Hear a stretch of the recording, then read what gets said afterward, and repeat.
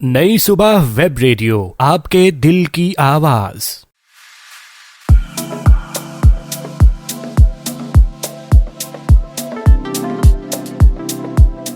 अस्सलाम वालेकुम everyone, dear listeners, कैसे हैं आप लोग?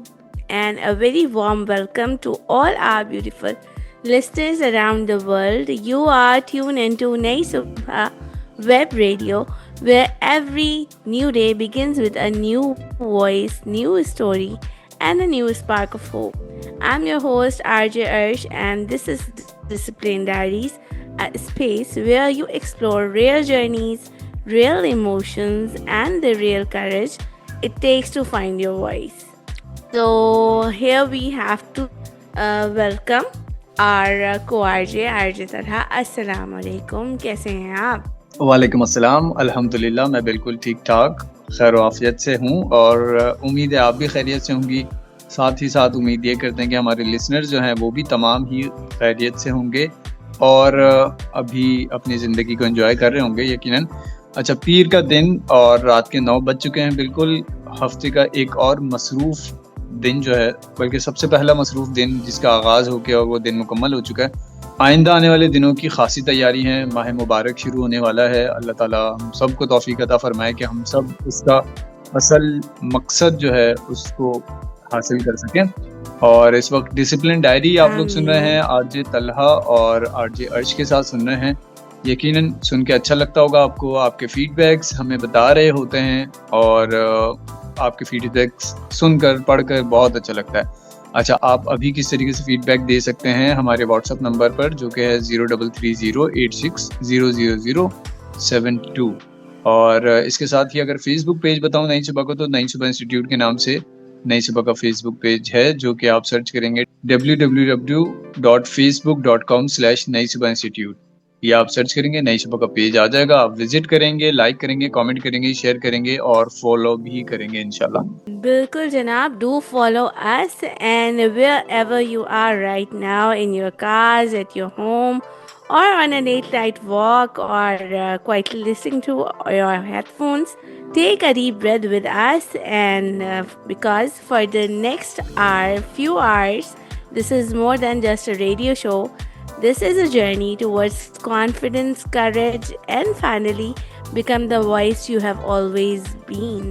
So, आज हम डिसिप्लिन डायरीज में बहुत ही ज़बरदस्त टॉपिक लेके आए हैं और हमारे शोज़ आप सुन रहे हैं और इसमें क्या क्या आपको बेहतरी नज़र आ रही है और क्या बेहतरी हम कर सकते हैं, हमें ये बताते रहिए। और जी तरह आज हम क्या डिसिप्लिन डायरीज में डिस्कस करने वाले हैं? बिल्कुल, और डिसिप्लिन डायरी का एक सफ़र आरजे अर्श ख़ासा सफ़र हमारा जो है ना ये गुजर चुका है। और जैसा कि हमारे सामीन भी जानते होंगे कि नई सुबह एक वेब रेडियो ट्रेनिंग के तौर पर भी ये यूज़ करता है इस प्लेटफॉर्म को, नई सुबह वेब रेडियो के इस प्लेटफॉर्म को। और हम तमाम ही आरजे ट्रेनिंग के बाद, एक कोर्स करने के बाद और फिर यहाँ जो बोल रहे हैं अपने तमाम लिसनर्स के साथ बात कर रहे हैं, ये इसी एम्पावरमेंट का, इसी एक कोशिश का हिस्सा है। और जो आज का हमारा टॉपिक है वो भी हमारी इसी बात से कनेक्टेड है, इसलिए ये सारी बातें मैं कर रहा हूँ, वरना लिसनर्स भी बोलेंगे आज क्या हो गया आरजे तलहा को वेब रेडियो या रेडियो कोर्स के हवाले से जो है बताना शुरू कर दिया। बहरहाल नई सुबह की वेबसाइट आपको विजिट करने का हम जो कहते हैं उसकी वजह यही होती है कि नई सुबह में बहुत सारे कोर्स करवाए जा रहे हैं ऐसे जो वीआई पर्सन्स के लिए बहुत ही ज़्यादा मुफीद साबित होते हैं। और उनमें से एक कोर्स ये भी है रेडियो ब्रॉडकास्टिंग का। अच्छा, आज का जो टॉपिक है हमारा जिस पर हम डिस्कस करेंगे वो गालिबन, अगर मैं गलत ना हूँ, आरजे अर्श की डायरी में जो टॉपिक नंबर 10 है जो आरजे अर्श अभी बता रही होंगी। और मैं बताने चाह रहा था कि हमारा सफ़र जो है ना वो ख़ासा अब मुख्तसर रह गया है। जो ये सिलसिला हमारा एक चलता है कि हम तकरीबन 12 हफ्तों का एक ताल्लुक़ हमारा हमारे लिसनर्स के साथ बन चुका होता है, तो उसका ये 10वां एपिसोड, 10वां हफ्ता ये चल रहा है। और यकीनन हमारे लिसनर्स को अब तक आरजे अर्श और आरजे तलहा यानी मेरा ये जो एक साथ एक कॉम्बिनेशन है ये पसंद भी आया होगा। और डिसिप्लिन डायरी के जो रूल्स आरजे अर्श हमें बता रही होती हैं वो भी यकीनन अच्छे लग रहे होंगे, उसे हम अपनी ज़िंदगियों में फॉलो भी कर रहे होंगे। और पिछले दिनों मुझे याद आ गया, मैं इस चीज़ का जिक्र करता हूँ, क्या चीज़ थी वो जिक्र नहीं करता, लेकिन मैं इतना फॉलो करने लगा हूँ कि मैं आरजे अर्श को भी बताने लगा हूँ कि आप अपने उसूलों में ये उसूल बताती हैं तो इस उसूल को भी फॉलो करें, मतलब हम खुद भी उन उसूलों को फॉलो करें, उन उसूलों पर खुद पाबंद रहें ताकि हमारी ज़िंदगियाँ मज़ीद डिसिप्लिन के साथ जो है वो आगे बढ़ें। और आज का जो टॉपिक है वो अर्श बता रही होंगी और उसे भी हम यकीनन अपनी ज़िंदगी में पहले ही फॉलो कर रहे हैं। मैं तो पहले फॉलो कर रहा हूँ जो आरजे अर्श अभी बताएंगी, और उसमें जो कमी कोताही होगी वो भी आरजे अर्श बता रही होंगी और हमारे लिसनर्स भी बता रहे होंगे अपने फीडबैक्स के जरिए जो कि आप दे रहे होते हैं 0330860007 पर। बिल्कुल, और सिर्फ मैं ही नहीं बता रही होंगी तलहा, आप भी बता रहे होंगे जो कि आप हर वक्त बताते रहते हैं। और बिल्कुल लिसनर्स, आप भी हमें बताइए जो हमारी कमियां इस शो में हैं और जो हमारी कोताहियां हैं वो भी हाईलाइट कीजिए और हमें बताइए। आप हमें कैसे बता सकते हैं? हमें फ़ोन कीजिए ऑन 0330860007 पे और हमें कॉल्स कीजिए और बताइए डिसिप्लिन डायरीज़ में क्या क्या चेंजेस चाहते हैं। इसी हवाले से हम आज अपना टॉपिक भी डिस्कस करने जा रहे हैं आपके साथ, और ये टॉपिक भी हमारे पुराने शोज से बहुत ज़्यादा इंटरेक्टिव ही है और हर लिहाज से इंटरेक्टिव है। आपको पता है ये तरह? हाँ, थोड़ा बहुत मुझे अंदाज़ा है बिल्कुल, लेकिन आप मज़ीद हमें बता रही होंगी। अब आप जिन जिन पहलुओं पर बारीक बीनी से रोशनी डाल रही होती हैं, मैं उतनी बारीक बीनी से रोशनी डाल नहीं पाता हूँ, तो बताएं कि नहीं, पहले टॉपिक तो हमारे लिसनर्स को बता दें टॉपिक क्या है, फिर तो हम देखें पिछले हमारे टॉपिक्स के साथ कनेक्ट हो रहा है नहीं हो रहा है। बिल्कुल हम टॉपिक बताने वाले हैं। इस बार जो हम बात कर रहे हैं ना, वो डर के बारे में बात कर रहे हैं, पता है आपको? ओ, यानी बिल्कुल मुझे बड़ा डर लगता है बहुत सारी चीज़ों से, तो आज डर के बारे में बात हो रही है। और डर ये कौन सा वाला, जिन भूत वाला डर है या कोई और सा डर है? नहीं, देखें आप यहाँ पे बहुत गलत समझ रहे हैं। हम उस डर की बात कर रहे हैं जो कि आवाज़ जो होती है ना, हमारी अंदर की आवाज़, वो हमारे होठों तक लाना जो है वो बहुत मुश्किल हो जाता है बाज़ दफ़ा, मगर बोलने से पहले ही हम दिल को जो है वो बाज़ दफ़ा रोक लेते हैं। हम बात कर रहे हैं पब्लिक स्पीकिंग की, उसके डर की, उसको हम ओवरकम किस तरह से करेंगे। आज हम इस बारे में बात करने जा रहे हैं, पता है आपको? जी जी बिल्कुल, मुझे पता है इस बारे में। आपने मुझे पहले बता दिया था कि हम इस बारे में बात करने वाले हैं। और ये डर मेरे ख्याल से हमारे बचपन से हमारे साथ होता है, और बचपन में मैं भी खासा डर रहता, मैं अभी भी खैर डरता हूँ पब्लिक स्पीकिंग का। ये जो डर है ये हमारे अंदर मौजूद रहता है, लेकिन इसे ओवरकम करना है हमने। डर तो हमारे अंदर रहता है, कहाँ क्या बोलना है, किन अल्फाज के साथ बोलना है, अल्फाज का ज़ख़ीरा। अक्सर ऐसा होता है कि हमारे पास अल्फाज भी होते हैं, लेकिन जब हम सामने देखते हैं कि 4 लोग बैठे हुए हैं और वो हमें सुनने वाले हैं, तो उनके सामने बोलने से हम डरने लगते हैं। कभी एक बंदा भी हमारे सामने होता है और उसके सामने भी हम कुछ ऐसी बात होती है जो बोलने से डर रहे होते हैं। तो बहुत सारे किस्म के डर होते हैं। हम कौन सा डर जो है वो अपने शो में डिस्कस करने वाले हैं? बिल्कुल, आज हम यही डिस्कस करने वाले हैं, पब्लिक स्पीकिंग का डर, जिसे इंग्लिश में हम कहते हैं ग्लोसोफोबिया। मगर असल में पता है ये ग्लोसोफोबिया, और असल में ये सिर्फ स्टेज का डर नहीं होता है, ये होता है लोगों का डर, अपने डिसीजंस का डर, उनकी नज़रों का बोझ और अपनी सोच का डर कि हम क्या सोच रहे हैं, हम इम्प्लीमेंट कर सकेंगे या नहीं कर सकेंगे, लोग क्या कहेंगे, इस बारे में। हाँ जी, वैसे तो वो कहावत है ना कि अगर ये भी हम सोचेंगे कि लोग क्या सोचेंगे तो फिर लोग क्या ही सोचेंगे। बहरहाल लेकिन ये जो डर है पब्लिक स्पीकिंग डर जो होता है कि हम लोगों के सामने कैसे बोलेंगे, तो जैसे मैंने शुरू में थोड़ी सी तमहीद भी बनाने की कोशिश की थी कि जो वेब रेडियो का कोर्स है हमारा, रेडियो ब्रॉडकास्टिंग, वो इसी डर, इसी खौफ को दूर करने की कोशिश करता है। आज जो आरजे तलहा यहाँ पर बोल रहे हैं और पिछले 10 हफ्तों से बोल रहे हैं, आरजे अर्ज के साथ बोलने की हिम्मत कर रहे हैं, तो ये वो कोर्स है, ये वो स्ट्रगल है जो हम आरजे अर्ज ने कहा भी कि पुराने जो भी हमारे टॉपिक से वो इसके साथ कनेक्ट हो रहे हैं।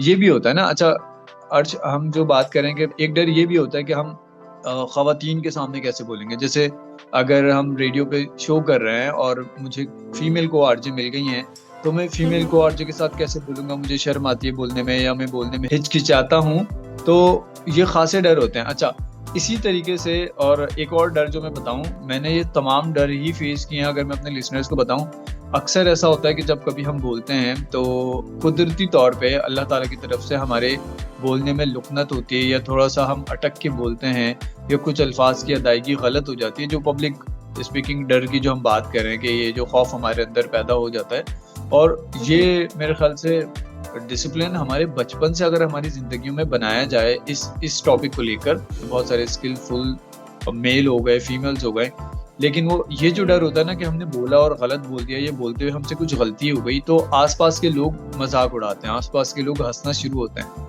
सबसे पहला जो डर हमारे अंदर बनता है वो हमारे घर से बनना शुरू होता है। घर वाले हंसने लगते हैं, मजाक उड़ाते हैं, दोस्त यार मजाक उड़ाते हैं, क्लास में हम कोई प्रेजेंटेशन दे रहे हैं, या फिर स्टेज पर हमें टीचर बुला के कहते हैं कि ये पढ़ो, रीडिंग करो और ये बोल के बताओ, ये परफॉर्म करो, हम नहीं कर पाते। ये जो डर हमारे अंदर पैदा होता है, ये बचपन से होना शुरू होता है, और फिर आहिस्ता आहिस्ता वो फिर पक्का हो जाता है, और फिर हम कहीं अगर बोलने की कोशिश भी करते हैं, हमें सब कुछ आता भी है, बोलना भी आता है, अल्फाज का ज़ख़ीरा भी हमारे पास होता है, लेकिन हम बोल नहीं पाते।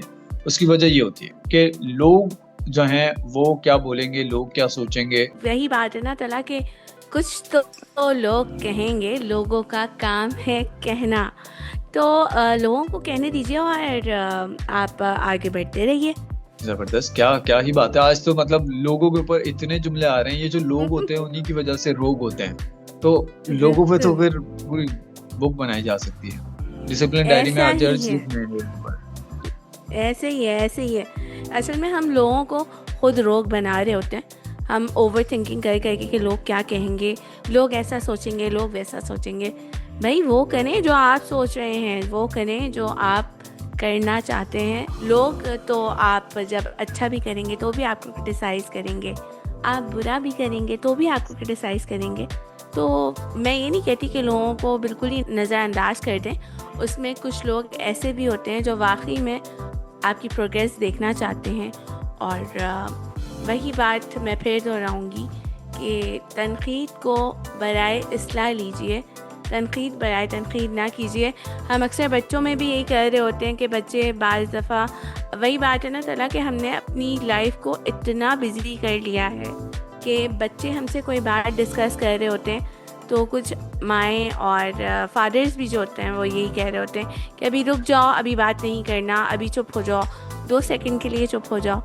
आप अगर अभी से बच्चों को रोक टोक करेंगे, चीज़ों में रोक टोक करना इज़ अ गुड थिंग, मगर आप अगर बच्चे को हर चीज़ में ही चुप करा देंगे तो बच्चा पे कैसे बोलेगा? उसके अंदर तो आपने इटसेल्फ उसका कॉन्फिडेंस ही शैटर कर दिया, तो फिर वो कैसे बात करेगा आपसे? बिल्कुल, इसी बात से मुझे याद आया कि ये जो हम डिसिप्लिन की बात कर रहे हैं, इसमें बच्चा जब घर से ही डरना शुरू होता है कि अपने वालिद के सामने नहीं बोल पा रहा, अपनी वालिदा के सामने अपने मसले मसाइल नहीं बोल पा रहा, तो इसका मतलब है कि बचपन से वो डर उसके अंदर बनना शुरू हो गया, और वो इतना ज़्यादा हो जाता है फिर कि वो बड़े होने के बाद हम कहीं इंटरव्यू के लिए जाते हैं, जॉब इंटरव्यू में, वहाँ वो चीज़ सामने आती है। इससे हमारी पूरी ज़िंदगी की प्रोग्रेस रुक जाती है, और जब रुक जाती है तो उसके बाद फिर मज़ीद बातें, हमारी ही बातें, जो हम जुमले कहने लगते हैं कि यार इसको, ये अपने बोलने की वजह से जो है ना वो आगे नहीं बढ़ पा रहा है, इसमें कॉन्फिडेंस नहीं है, ये बहुत अच्छे से बात नहीं कर पाता, और इस वजह से बहुत सारे मसले मसाइल हमारी ज़िंदगियों में आ रहे होते हैं। हालांकि हमारे अंदर वो तमाम काबिलियत अल्लाह ताला ने दी होती है जिसकी ज़रूरत होती है, लेकिन बस एक ये, अगर हम बोलने की बात करें, कुछ लोग ऐसे होते हैं जिनको बिल्कुल भी डर नहीं होता। बाज़ दफ़ा कुछ लोग बहुत अच्छा बोलते हैं, लेकिन उनको ये भी समझ नहीं होती कि हम किस जगह पर क्या बोल रहे हैं, और आया कि हम जो बात कर रहे हैं हमारी बात का कोई रब्त बन भी रहा है या नहीं। तो ये इसी चीज़ का हिस्सा होता है कि बस हमें ये सिखा दिया जाता है कि आपने बोलना है, बस बोलना है, और सिर्फ बोलना नहीं होता, उसको समझें कि कहाँ पर क्या बोलना है। तो ये सारी चीज़ें इसमें होंगी। अर्ज हमें ये भी बता रही होंगी कि हम इस डर को कैसे कम कर सकते हैं, और यकीनन मैं सबसे पहले इस चीज़ को फॉलो करूँगा कि किस तरह हम अपने इस डर को ओवरकम कर सकते हैं। ऐसा ही है तलहा, और अक्सर ऐसा हमारे साथ रोज़मर्रा ज़िंदगी में होता ही रहता है, और आपके साथ भी यकीनन हुआ होगा, आपने भी ये चीज़ एक्सपीरियंस की होगी, मेरे साथ भी हुआ है 1-2 दफ़ा। हम जब स्कूल के स्टेज पर खड़े होते हैं या हमने किसी चीज़ में पार्टिसिपेशन की होती है, तो अक्सर शुरू में ऐसे ही होता है ना कि दिल बहुत तेज़ धड़क रहा होता है, हाथ जो है वो शिवरिंग होने लगती है, हाथ कांप रहे होते हैं, आवाज़ में जो है वो लरज़ना शुरू हो जाती है आवाज़, और ऐसा लगता है कि आप बिल्कुल माउफ हो गए हैं, जहन में कुछ नहीं आ रहा होता। ऐसे ही होता है ना? आपके साथ भी ऐसा हुआ होगा कभी? और मैं कहूँगा अभी भी मेरे साथ ऐसा हो रहा है। वो क्या मशहूर जुमला था कि कांपे टांगने लगती हैं, तो बिल्कुल ऐसा होने लगता है जब हम स्टेज पर पहुंचते हैं और सामने हमारे माइक होता है, तो हमारे आंखों के आगे अंधेरा आने लगता है, दिल की हार्ट बीट हमारी तेज हो जाती है, हाथ पांव सुन्न होने लगते हैं। बिल्कुल ऐसा होने लगता है। मुझे याद है अभी भी अर्श, अगर मैं बताऊं, 14 अगस्त का प्रोग्राम था ग़ालिबन, और मैंने कश्मीरियों के लिए एक पोइट्री याद की थी, और दोनों हाथ से ना मैं माइक पकड़ के वो नज्म पढ़ रहा था, वो शायरी पढ़ रहा था। अच्छा, अक्सर ये होता है कि रोस्ट्रम होता है ना आगे, तो रोस्ट्रम में हम कवर हो जाते हैं, और रोस्ट्रम बहुत अच्छी चीज होती है मैं कहता हूँ, क्योंकि रोस्ट्रम से हमारी पूरी बॉडी तकरीबन छुप चुकी होती है और सिर्फ हमारा फेस और अपर बॉडी हमारी जो है ना वो सामने पब्लिक को दिख रही होती है। अच्छा, उसमें मुझे प्राइज़ भी मिला, और लेकिन मैं अपनी कैफियत बताऊं कि मेरी पूरी बॉडी वाइब्रेट हो रही थी। किस वजह से कि मैं चाह रहा था कि मैं बुलंद आवाज़ के साथ, और मेरी आवाज़ से ना लगे कि मैं घबरा रहा हूं और इतने सारे लोग सामने हैं, मैं स्टेज पे खड़ा हूं, तो मैं पूरा वाइब्रेट हो रहा था। और हालांकि उसमें मुझे मतलब खासा अप्रिशिएट किया गया, मैंने बहुत अच्छी नज़्म पढ़ी थी, लेकिन मेरी अपनी जो हालत थी वो देखने वाली थी। शायद जो देख रहे होंगे, जो वीडियो शूट कर रहे थे, जो तस्वीर खींचे थे, उसमें शायद वो चीज़ वाज़ेह भी हुई हो, लेकिन एक डर होता है, और आज भी मेरे साथ ऐसा होता है, अक्सर ऐसा होता है। अम्मी को कुछ कहना होता है, इवन आरजे अर्श को कुछ कहना होता है, लिसनर्स, मुझे तब भी डर लग रहा होता है, आरजे अर्श को बोले ना बोले, आगे से क्या बोलेंगे, अर्श गुस्से में होंगी, अर्श हमारी पसंद का गाना अपनी प्लेलिस्ट में शामिल करेंगी नहीं करेंगी। तो लेकिन खैर, हमारे लिसनर्स को इस तरह से डरने की कोई ज़रूरत नहीं है। आप बिला झिझक हमें मैसेज करके अपनी फरमाइश बता सकते हैं, अपनी पसंद का गाना बता सकते हैं, अपने फीडबैक्स, अपनी आरा से हमें आगाह कर सकते हैं हमारे व्हाट्सएप नंबर पर, जो कि है 033086000072। लिसनर्स, ये बिल्कुल झूठ है, ऐसा कुछ भी नहीं हो रहा होता। तलहा जो है ना बिल्कुल अपनी तरफ से बोल रहे हैं। मैं इसका आपको ना एक बहुत ही अच्छा कह लें कि मैं इसकी रेमेडी बता देती हूँ आपको, कि जब कभी आपके साथ ऐसा हो ना कि दिल तेज़ धड़क रहा हो और आपको किसी ऐसे पोडियम पे खड़ा होना पड़े कि आपको कहना है, आपकी आवाज़ लरज़ रही हो, आपको अपनी आवाज़ दूसरों तक पहुंचानी है, तो इसके लिए सबसे बेस्ट रेमेडी ये है कि आप अपने जहन में ये याद रखें कि आप वीक नहीं हैं। और सबसे अच्छा इंसान होने की जो निशानी होती है ना, वो यही होती है कि fear doesn't mean you are weak। अच्छा, मज़ीद चीज़ें डिस्कस करें इससे पहले आरजे अर्श, मैं चाह रहा हूँ कि हम एक गाना प्ले कर लें और उसके बाद वापस आते हैं, क्योंकि हमारी बातें ढेर सारी हैं, बातें तो कभी ख़त्म नहीं होंगी, लेकिन हमारे लिसनर्स कहीं बोर ना हो रहे हों कि ये क्या अपनी कहानियाँ सुना रहे हैं। मज़ीद आप कमेंट कर सकते हैं हमारे व्हाट्सएप नंबर पर, जो कि है 033086000072। इसके अलावा आप हमारा फेसबुक पेज विजिट कर सकते हैं, जो कि है नई सुबह इंस्टीट्यूट के नाम से, और आप हमें बता सकते हैं कि नई सुबह की जो ये काविशें हैं वो आपको कैसी लग रही हैं। आज हम बात कर रहे हैं वो खौफ जो बचपन से हमारी ज़िंदगियों का हिस्सा होता है, और आज अगर हम बात करें, बड़े बड़े लोगों को होता है और वो इंटरव्यू देने के वक्त होता है। और अगर मैं अज़राए तफन्नुन थोड़ी सी बात करूं, तो अक्सर लोगों को ना वो जो होते हैं, क्या कहते हैं, निकाह खां होते हैं ना, उनके सामने भी एक डर होता है, उनसे बोला नहीं जा रहा होता है, लड़कों की आवाज़ें नहीं निकल रही होती। मैंने तो ये देखा भी है और सुना भी है। खैर, लेकिन ये मजमे के दरमियान बैठकर कोई बात कहना, और जब सब लोगों की नज़रें आपकी तरफ हों, तो एक खुद ही आपके ऊपर बोझ और दबाव महसूस होने लगता है, और फिर आप उसको कैसे फेस करते हैं।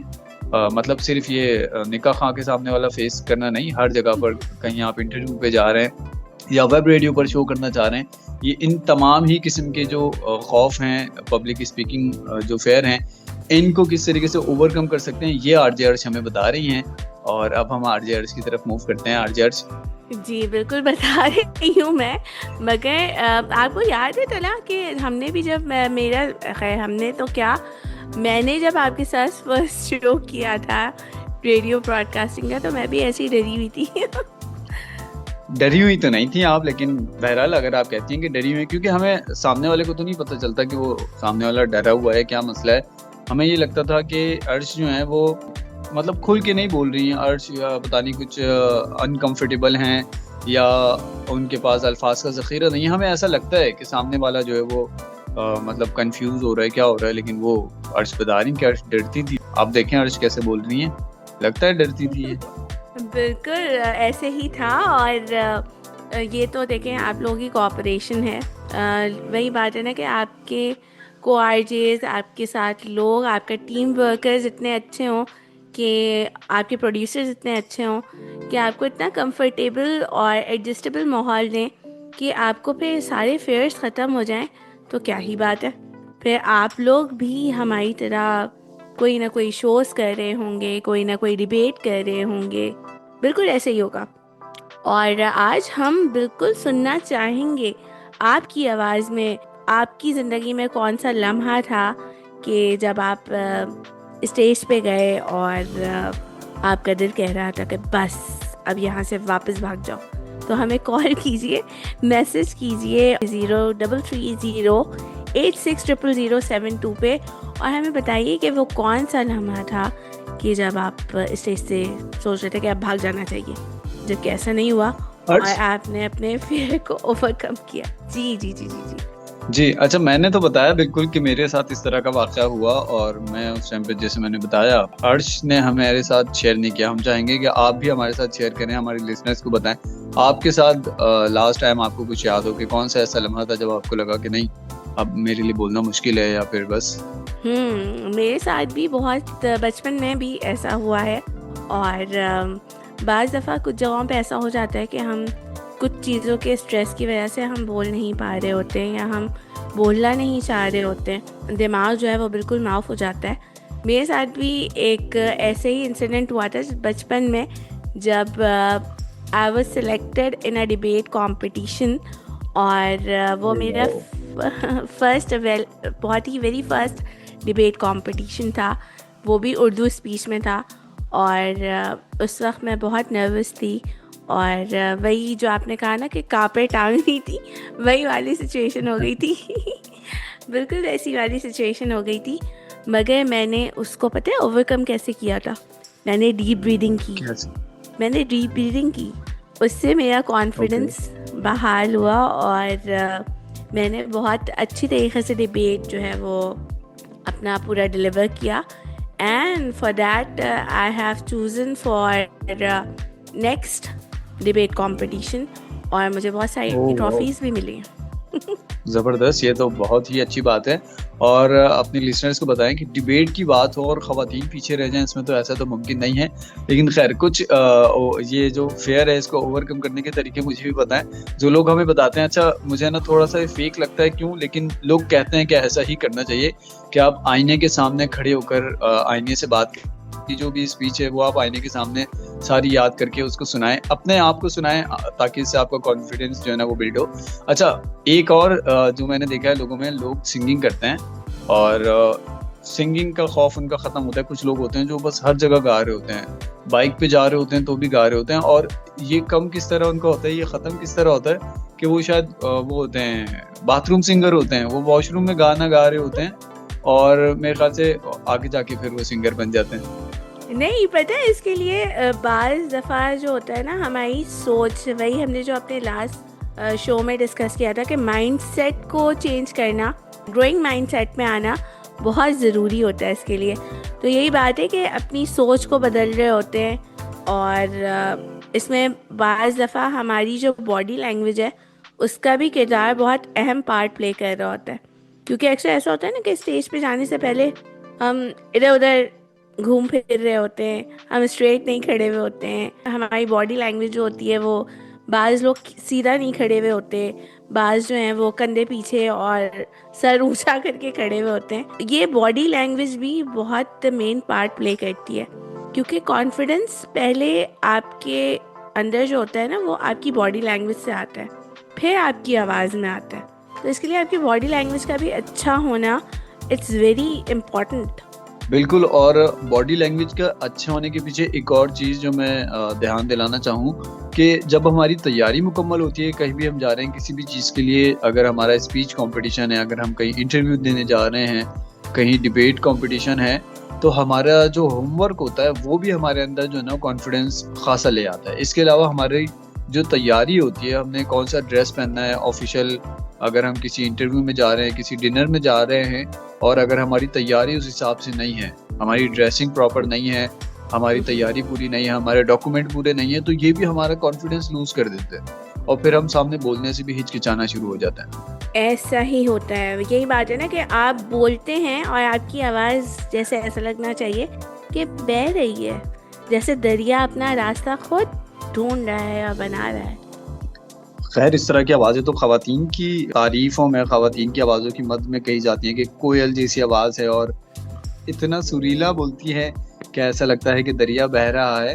अर्ज कोई और गाना भी अगर मैं कहूँ कि हम सुरीली अखियों वाले जो है यहाँ प्ले कर सकें अपने लिसनर्स को सुनाने के लिए? बिल्कुल करेंगे, मगर उससे पहले हम माइंडसेट शिफ्ट की भी कुछ थोड़ी सी बातें कर लें, फिर हम अपने लिसनर्स को गाना भी सुनाएंगे।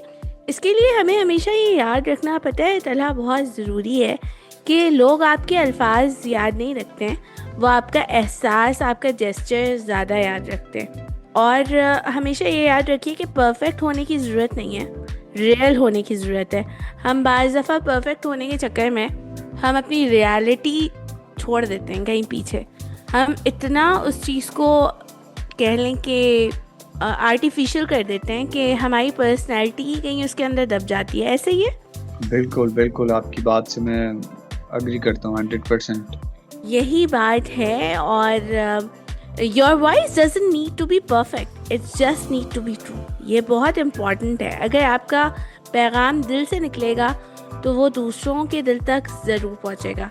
इस चीज़ को हमेशा याद रखिए। और ऐसा होता है, आप किसी चीज़ को, अगर किसी डिसिप्लिन को या किसी भी बात को अपनी लाइफ में इम्प्लीमेंट कर रहे होते हैं रोज़मर्रा की ज़िंदगी में, अपने डेली रूटीन्स में, और उसके बारे में अगर आप फिर बात करते हैं तो बहुत इजी हो जाता है और आप अंदर से बहुत रिलैक्स फील कर रहे होते हैं। आपके अंदर कोई आर्टिफिशियल या बनावटी पना नहीं होता। तो हम इसी के साथ एक बहुत ही अच्छा सा म्यूज़िक ट्रैक प्ले करेंगे जो कि हमें तलहा बताएंगे। तलहा, आपने कोई फरमाइश की थी? हाँ जी, बिल्कुल। मैंने कहा कि जब हम अच्छा बोलने की बात कर रहे हैं तो सुरीली अखियों वाले, अच्छा जहाँ बोलने की बात होती है तो खासी बात तो ऐसा आउट ऑफ कॉन्टेक्स्ट हो जाएगी हमारी कि आंखें भी बोलती हैं। और जैसे हम बात कर रहे थे कि हमारा जो बॉडी जेस्चर होता है वो भी कहता है, हमारा एक एक अंदाज, हमारे हाथ का मूव होना किस तरीके से, ये बताता है। हमारी पूरी बॉडी हमें साइन कर रही होती है। पब्लिक स्पीकिंग के फेयर को ओवरकम करने की आज के टॉपिक में हम बात कर रहे हैं। उस साथ साथ हम आज आपको उसके तरीके भी बता रहे हैं कि आप उसको किस तरह से कंट्रोल कर सकते हैं। सबसे पहले हमने आपको डीप ब्रीदिंग का बताया कि गहरी सांस लें, कुछ देर के लिए रोकें और धीरे धीरे आप अपना कॉन्फिडेंस बाहर करें, इनहेल और एक्सहेल करें। ये आपकी जो बॉडी को है वो ये सिग्नल दे रही होती है कि आप सेफ हैं, आपकी नर्वसनेस जो है वो बिल्कुल कम हो चुकी है। और जो हम थर्ड जो बात करने जा रहे हैं, तरीक़ा जो हम आपको बताने जा रहे हैं, वो ये है कि सबसे ज़्यादा ना हमें कनेक्शन पर फोकस करना चाहिए, परफेक्शन पे नहीं। अभी हमने जो म्यूज़िक ट्रैक आपके लिए प्ले किया था उससे पहले हम यही बात कर रहे थे कि तीसरा तरीका जो है वो कनेक्शन पर फोकस करना है, परफेक्शन पे नहीं।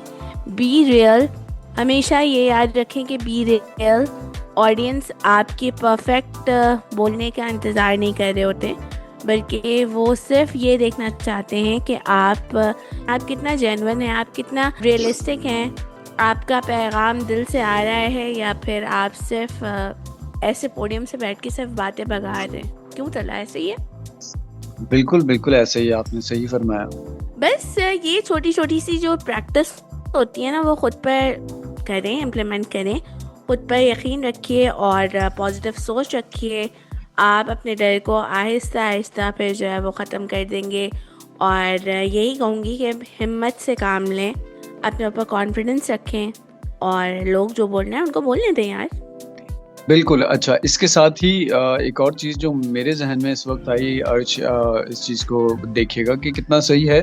अक्सर हमने देखा होगा जो कॉमेडी शो करते हैं वो अपने ऊपर ही कुछ ना कुछ जोक बोल रहे होते हैं, या वो आपस में प्रैक्टिस करते हैं, एक दूसरे पर जोक बोल रहे होते हैं। तो मेरे ख्याल से जो हमारा खौफ है, जो हमारा डर है, अगर उसको हम खुद इंजॉय कर लें, खुद देख लें कि हमें पता चल जाए, हम अपने आप को थोड़ा सा सर्च करें, हम देखें कि हमारे अंदर क्या कमी है। जब हमें ये पता होगा हमारे अंदर ये कमज़ोरी है या ये कमी है, तो इसको अगर हम ख़त्म कर सकते हैं, इस कमी को, हम कमज़ोरी को दूर कर सकते हैं, तो वेल एंड गुड।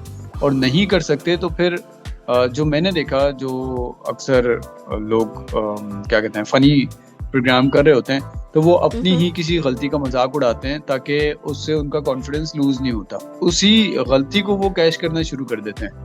तो मेरे ख्याल से जो अब हमारी कमी कोताही होती है, अगर आप कहीं लाइव कोई ट्रांसमिशन का हिस्सा हैं, कहीं लाइव बोल रहे हैं, स्पीच कर रहे हैं, अपनी कोई गलती है उसी को यूज़ करके अगर हम मज़ीद आगे बोलना शुरू करें, तो मतलब जो एक होता है ना, हम गलती होने के बाद एकदम अपना कॉन्फिडेंस लूज कर जाते हैं, वो नहीं होगा फिर। बिल्कुल ऐसे ही होगा। और आई एम अमेज्ड तलहा कि आप कितनी ज़बरदस्त तरीके से चीज़ों को आप समझा रहे हैं कि वही बात आपने कह दी, ये तनकीद बराए तनकीद ना करें, तनकीद बराए इस्लाह खुद से ही स्टार्ट करें, अपनी प्रोग्रेस खुद कीजिए। दूसरों के बोलने से पहले आप खुद ही उस चीज़ का इतना शोर मचा दें कि आगे किसी को बोलने का मौका ही ना मिले। मैं यहाँ पे एक छोटी सी पोइट्री जो है वो शेयर करना चाहूँगी, ये मैंने खुद ही लिखी है कि I almost walked away from the light, I almost walked away from the light, but something inside whispered, but something inside whispered, and that was stay and fight.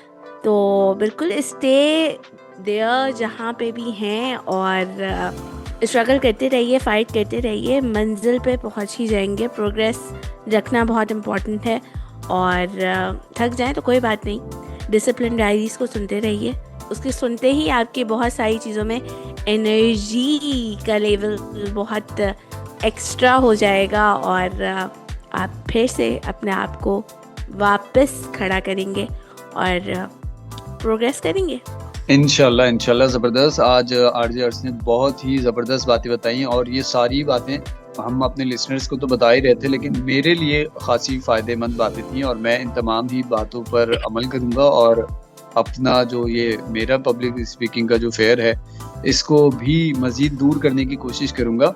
साथ ही नई सुबह मैनेजमेंट का शुक्र अदा करना चाहूँगा, और कि नई सुबह ने हमें इतना कॉन्फिडेंस दिया, हमें एक प्लेटफॉर्म दिया, वहाँ पर आकर हम अपना ये खौफ, पब्लिक स्पीकिंग जो हमारा फेयर है, इसको हम दूर कर सकते हैं। हमारे स्टेशन डायरेक्टर आमिर शफीक साहब, इनका बेहद शुक्रिया, इन्होंने हमें मौका दिया, और हमारे लिसनर्स आप लोग का बेहद शुक्रिया।